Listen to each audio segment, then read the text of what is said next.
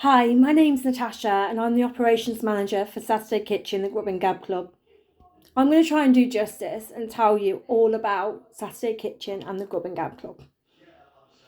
Saturday Kitchen is a place where people, anybody, it doesn't matter if you're working, not working, homeless or have a home, anybody who is experiencing food poverty can come to us on a Saturday and get a free, fresh cooked home meal.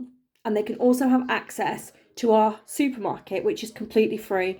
They get a bag and they can fill up this bag of groceries that they choose because we give them the dignity to do that. They get to choose what they want in the bag. And as long as they fill the bag, they can go and take those groceries home and cook them and make them last.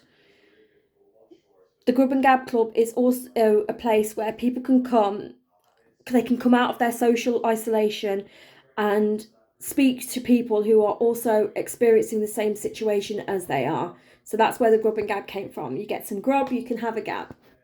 We also try our best to give them budgeting advice and help them to know that the food that we give them can last the whole week, and give them tips on how to cook it and make it stretch. We only used to have adults that come to our service, and since COVID and the cost of living crisis, we now unfortunately have adults and children. We have families who come to us each week, families who are experiencing huge poverty, food poverty. These children are hungry, and we do our best to make sure that they're not hungry. No child should be hungry. And expanding our service, we've also had to help them with Christmas presents and back to school activities and shoes, because these parents don't have the finances to buy these items for the children. So having to expand our service like that has cost us financially and is a huge financial burden. But we're doing our best to fundraise and grant fund to ensure that we can still give a full service to these people who are in need, who are experiencing food poverty. The Grub and Gab Club has been going for 30 years, and it started with a few people as they saw the need in Coventry on certain areas that have got more poverty than others, and a lot of the homeless people were on the streets hungry, not being fed. So that's where it came from. They could come and get to have some food and have a talk and help from people experiencing the same as them.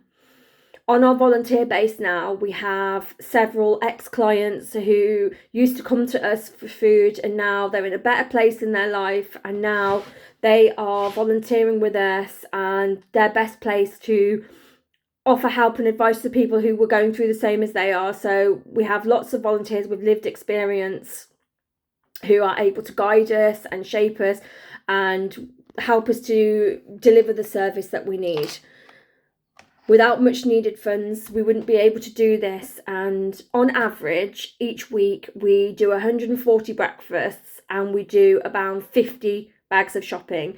We would love to do more, but it's about funds. So once the supermarket's empty, it's empty. The supermarket is made up of items that we purchase each week from our funding.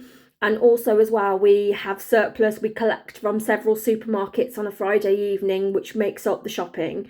And we also subscribe to Fair Share, but again, that's costly and a financial burden for us. Without much needed funds, we wouldn't be able to do this. I know I've already said that, but I'm trying to get across that we really wouldn't be able to do it without help from people like yourselves. I appreciate you taking the time to listen to my video. Thank you.